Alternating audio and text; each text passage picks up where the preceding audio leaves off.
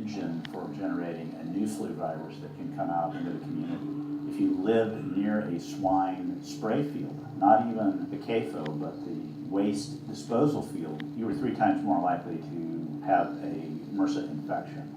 You can't see how it impacts the average person's life in DuPont County, North Carolina, and not be a little upset about it.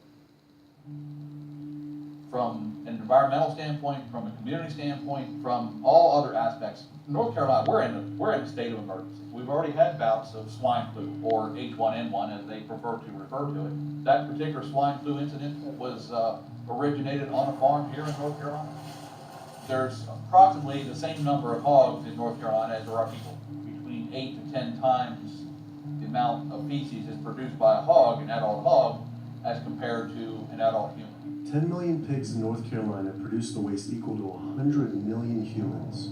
This is the equivalent of the entire U.S. Eastern Seaboard flushing their toilets into North Carolina, but there's no waste treatment. The pigs' waste falls through slats in the floors of the sheds they are forced to live in. It is then pumped into giant waste pits, which leach into rivers and streams, and is pumped out unfiltered onto fields, further polluting the environment and neighboring health.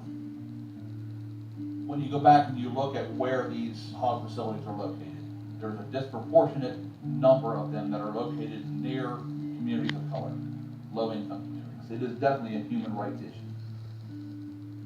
My sister, she have asthma, and you know, her brother, he have asthma. He's 3, and we don't know what she might have. I have asthma, I have sinus, I have sarcoidosis, that's a bacteria, and I have a pacemaker, which is 6 sinus syndrome.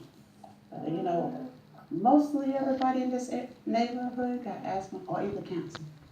My neighbor there died from cancer probably just last year. My nephew down the street, he's got cancer. He's in terminal cancer, stage 4. Not a smoker, not a drinker. And it's not in his lungs. It's in his lymph nodes. I said, if you live here and saw the way they do, you don't eat no pork. Well, I don't eat bacon because I know where it comes from. When they die, they go into a box and they decompose because they swell especially from heat. A truck come and pick them up, take them to the processing plant in Rose Hill, round them up into feed, and feed it back to the hogs. If I come out this door, if he's spraying dead, it's gonna come in my face. It hit you right in the face. It smells like something that you have never smelled before. It smells worse than a dead body. It's the family graveyard. I have my grandmother out there, my sisters, my brothers. When we go to the funeral, we use the spray. During the funeral? During the funeral, yes. During the funeral. Yeah, the spray. And when people come, everybody be closing their nose up, saying how it stinks. They don't want to have a cookout on Sunday, he'll spray. Do you think he does it on purpose? I think so. Because he just sprays Sunday. He always sprays Sunday. And most of these area hog houses and turkey house is in the black area or the Hispanic area. It's either or. Do you think it's also a civil rights issue?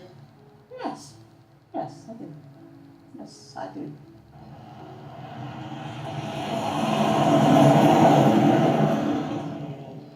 There have been times